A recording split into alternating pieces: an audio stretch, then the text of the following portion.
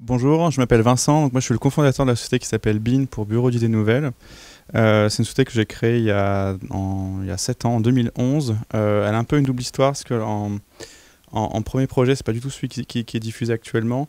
On avait conçu un mobilier urbain qu'on a appelé Igirouette, qui est aujourd'hui installé à Lyon-Confluence. Il y en a aussi un peu partout à l'étranger. C'est un mobilier urbain qui se présente sous la forme d'un mât avec des flèches multidirectionnelles. L'ensemble est connecté sur Internet. On a développé un soft qui collectait des informations en provenance de plusieurs sources, les réseaux sociaux, des flux open data, etc. L'ensemble était collecté et diffusé sur le dispositif. Et les flèches avaient la particularité de s'orienter en fonction du message pour indiquer le lieu de l'événement.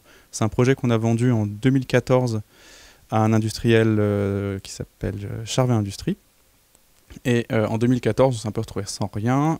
Du coup, on a développé avec Erasme un premier soft qui s'appelait Muse Touch. Et c'est un peu l'activité qu'on a aujourd'hui. Donc, nous, en fait, depuis 2014-2015, on accompagne les lieux de culture à la valorisation de leur patrimoine. On est parti du constat qu'il y a à peu près 90% des œuvres d'art, enfin plus 95% des œuvres d'art qui restent invisibles du grand public. Et la plupart des musées, des pays ont numérisé leur patrimoine, ont collecté ça dans des grosses bases de données, mais ils n'en font rien. Ils ont numérisé ça dans un premier temps, c'était pour les préserver en cas d'attentat, catastrophe naturelle, etc. Et nous, on s'était dit que ces œuvres d'art qui sont numérisées, qui restent invisibles du grand public, on pouvait les rediffuser auprès des visiteurs par l'intermédiaire d'une plateforme qu'on a développé qui s'appelle BeanLab. L'intérêt de la plateforme, c'est qu'on la connecte à une base de données, elle va mouliner tout ça, et, ensuite on va lui demander de faire un jeu, une application d'exploration, un puzzle, enfin n'importe quoi. Et en fonction des images qu'elle a collectées, des métadonnées qu'elle a pu calculer et d'autres sources qu'elle a enregistrées, elle va créer une application qu'elle va diffuser quasiment automatiquement sur un support tactile, qui est comme celui que vous avez vu dans la vidéo juste avant, ou alors sur une application mobile au format web. Aujourd'hui, on a 480, à peu près 500 comptes inscrits sur la plateforme.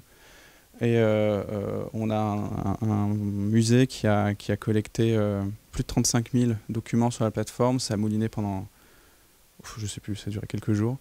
Et ensuite, ils sont servis pour créer des ateliers pédagogiques pour les enfants. Il y a des jeux, il y a des quiz, etc. Donc nous, sur Imaginov, on s'en sert pas assez.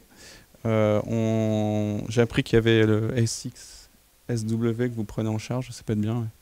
Parce que nous, on va y aller. En fait, on commence à travailler pas mal international, on commence à travailler pas mal en Europe, on vient d'Allemagne, on était aux États-Unis l'année dernière, en début de cette année, je pense qu'il faudrait qu'on voit du coup comment en faire plus, parce que ouais, je savais pas faire ça. Et donc voilà, puis après tout ce qui est un peu les deux sociétés d'avant ont dit financement. On a essayé d'avoir le CNC RIAM, mais on l'a pas eu, pas pour cause du dossier, mais pour cause de fonds propres un peu faibles. Mais on a résolu ça parce que depuis vendredi dernier, on a fini notre première levée de fonds de 306 000 €. Donc voilà. Merci.